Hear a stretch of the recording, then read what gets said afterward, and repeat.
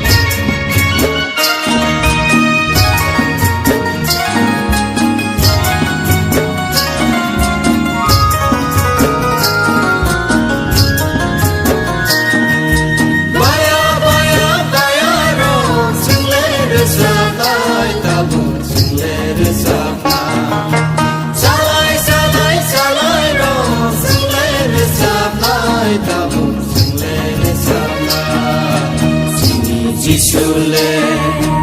ajaib baiknya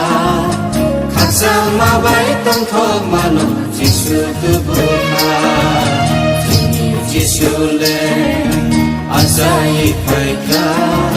khasa mabai tong thong mano Jisu tubuhnya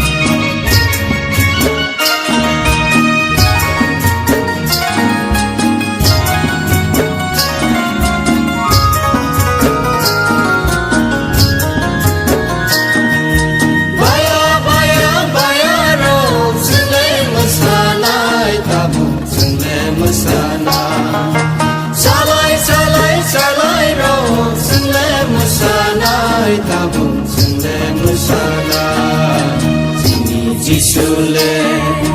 ajaib baiknya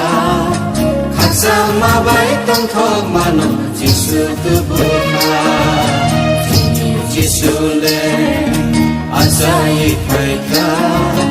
khasa mabai tong thong mano Jisu tubuhnya